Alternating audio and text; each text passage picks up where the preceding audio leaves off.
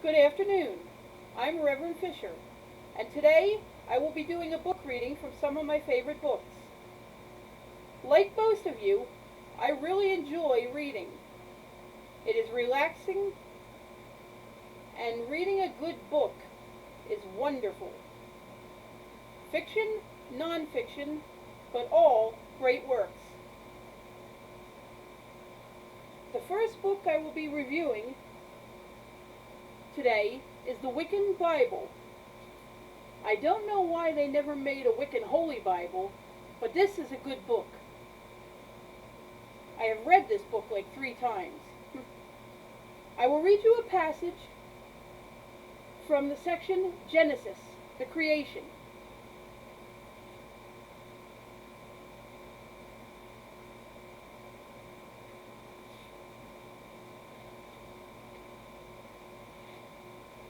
The Nameless One, a creation in separation.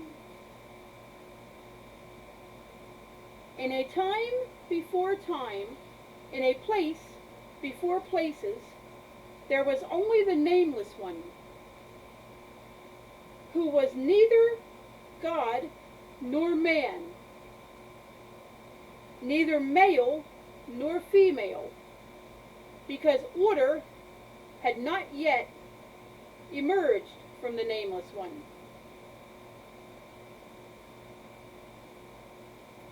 There was no disorder, neither was there day nor night, nor hot and cold, nor life and death. The dark was darker than the absence of light, and the cold was colder than the absence of warmth. The Nameless One was alone, in a way that no one before could have ever known, because there was no one before the Nameless One. The Nameless One was alone in a way that no one will ever know, because there will never again be such loneliness. Nor would there be anything darker than the absence of light, nor colder than the absence of warmth. Overwhelmed with the sorrow of being alone in a way that no one began to imagine, the Nameless One slipped into mania. The Nameless One found itself in that cold, dark place where most of us have visited, hoping never to return. But unlike us, the Nameless One had no other place to go.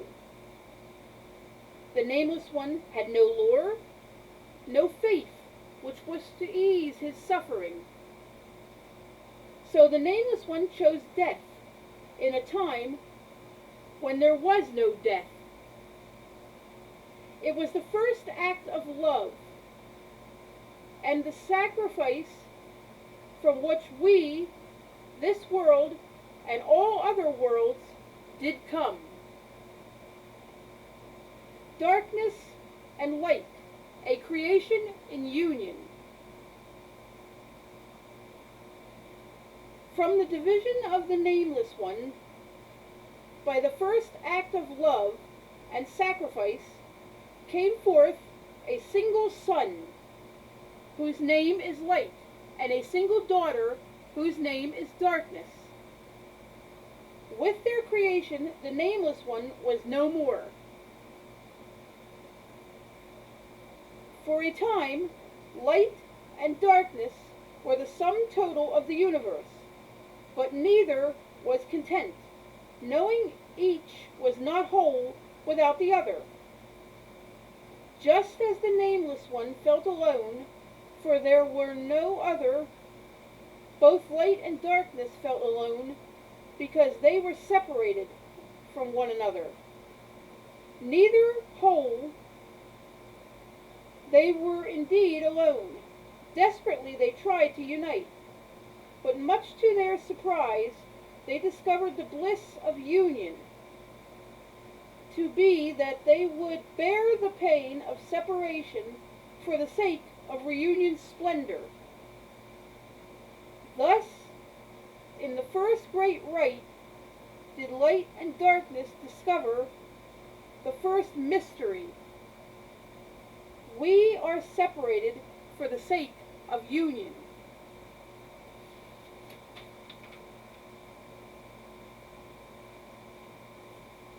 With that separation, we see the nature of the Nameless One as the union of that which is male and female, as a mystery that observation is.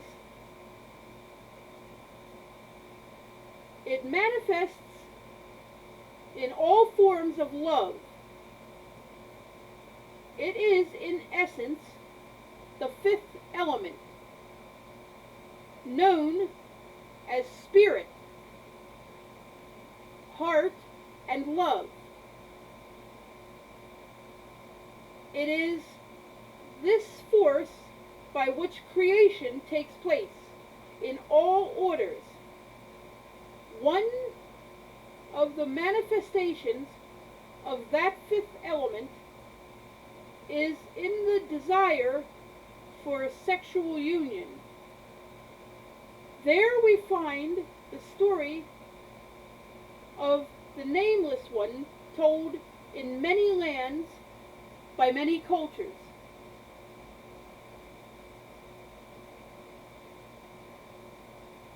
Sky and earth, children of union. From the union of our light and darkness came many children, none of which are more beloved than the two we would come to know as sky and earth. It is here that we find the story of the Wiccan religion begins. You see, Wicca is earth-based religion, while light and darkness may have indeed caused life to start elsewhere. We have yet to meet those brothers and sisters. Instead, we see our creation story similar to the many nature-based religions that have come before. As those many cultures developed, also they looked back and attempted to explain the Nameless One.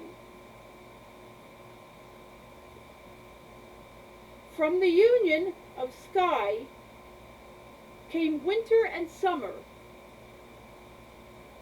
who were named in honor of their grandparents. Winter, their son, was called the dark half of the year, in honor of his grandmother, Darkness. Summer, their daughter, was named the light half of the year in honor of their grandfather, Light. It was their hope that by naming their son Winter after their grandmother, Darkness, those generations to come would understand that although masculine, he would not exist without his feminine half.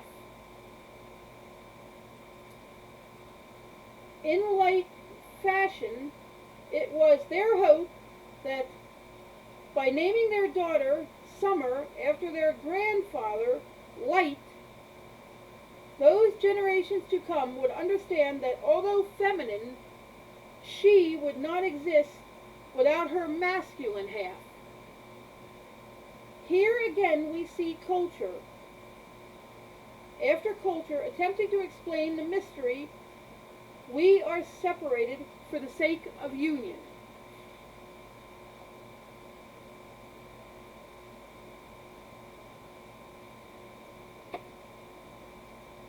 I hope you all learned something from that little story. Now, the second book I will be reviewing is a book by C.G. Jung, The Psychology of Yoga. I don't know how to pronounce this other word, so I didn't bother. This is a good book. Now, I have only read half of it, though, but this is a great novel, and it explains yoga, and it talks about yoga in a psychology form. Excuse my pronunciation. Now, the next book I will be reviewing is called Spiritual Growth. Now, this is another good book I like. I have read this book like 5 times in my life. Being Your Higher Self.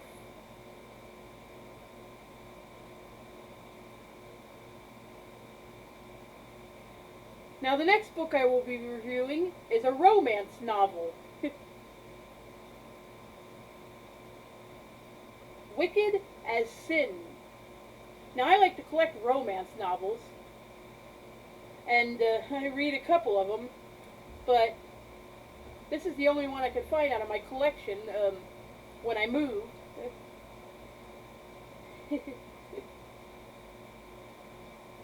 Another book I will be reviewing is Lee Harris, excuse the page being ripped a little, The Christmas Night Murder. Now, Lee Harris is a creator of many books about murder mystery, and the person is Christine Bennett. She's the one who solves all the murders in this story. And this is a very good murder mystery. Now, the next book I will be reviewing is a religious novel by Franklin Graham, Rebel Without a Cause. Now, this is a great book.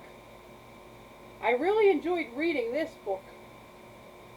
Most religious novels, evangelistic, are just evangelistic stories talking about what's right and this and that, but this is actually a very good book, and I really enjoyed reading that. The next book I will be reviewing is Daughters of the Moon. I have a good amount of books from this collection, not all of them, of course, but I am looking for the rest. This is the first book, Daughters of the Moon, Goddess of the Night, by Lynn Ewing. I think I got that name right. These are very good books, and I really enjoyed. Let me read what's written on the back of this book.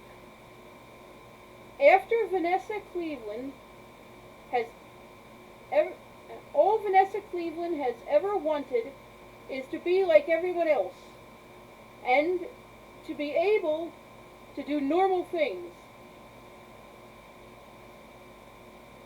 But Vanessa is different, and having to hide her secret makes leading a normal life impossible.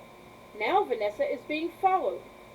She doesn't know who is doing it, but she knows why. Her secret has been discovered. You should read Daughters of the Moon. Now, the last book I will be reviewing today is called The Atlas of Natural Cures. I found this book a long time ago, and it talks about a whole bunch of natural cures, herbs, and natural plants that help in healing and aid in life, teas, and I am into a lot of herbs and teas and natural things, as I eat seaweed snacks, and I drink a lot of V8 healthy greens.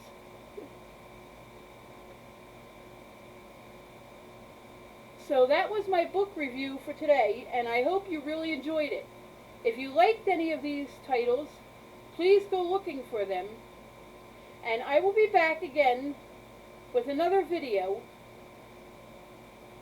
Good day, and may God be with you.